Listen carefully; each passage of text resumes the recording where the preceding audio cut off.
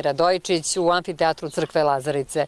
Naime, još jedno veče koje podsjeća na rusko-srpsku kulturnu nit i spone i na istoriju dva naroda koja vekovima traje. Da vidimo kako su osmislili ovo veče i kako usavršiti rusko-srpske odnose i kulturu. Predavanje putevima Svetog Save u Rusiju posvećeno je velikom jubileju 650-godišnjici grada Kruševca, a namera je da Savez Srpsko-ruskog društvenog dijaloga KOS Srbije u saradnji sa Udruženjem narodnika i prijatelja Rusije Sveslavica istaknu najranije srpsko-ruske, istorijske i kulturološke veze. O kulturno-istorijskim sponama na relaciji Srbija-Rusija i tradicionalnom poštovanju dva bratska naroda predavač profesorka ruskog jezika Ksenija Radojičić.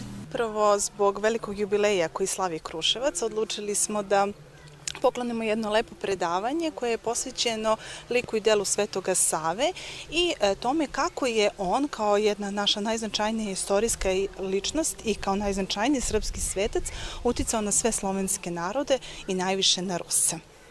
Profesorka ruskog jezika Katarina Petković, predsjednica Saveza KOS. Savez za srpsko-ruski društveni dijalog KOS se sastoji, odnosno čine ga tri udruženja, Ksenija, ruski jezik iz Čačka, udruženje Srpsko-slovenaca i Svet Bajina Bašta iz Bajine Bašte. Predsjednici udruženja su također sve tri smo profesorke ruskog jezika i negde Savez u svojoj nekoj tendencije za predstavljanje srpske kulture, samim tim srpske ćirilične kulturne baštine i ruske kulturne baštine. Denis Krugov, Ruski balkanski centar u Beogradu.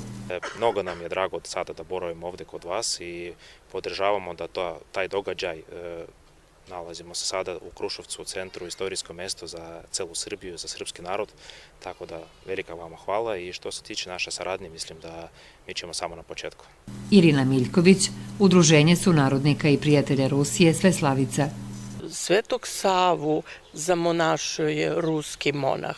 Pre neki dan smo ovde u Kruševcu slavili 650 godina veliki jubilej našeg velikog carskog grada.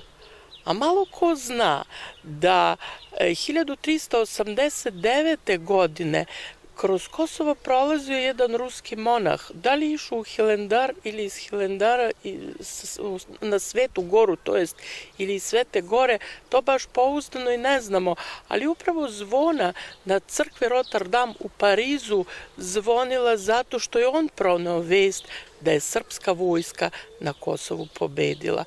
Starešina crkve Lazarice, sveštenik Željko Marković.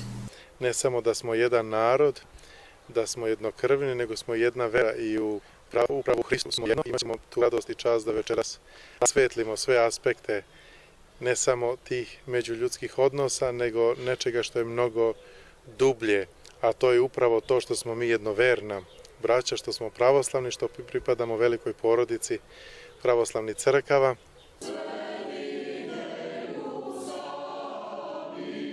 U umetničkom delu programa nastupio je hor Crkve Lazarice sa dirigentom Ružicom Beškovac, hor koji ove godine obeležava 30 godina rada.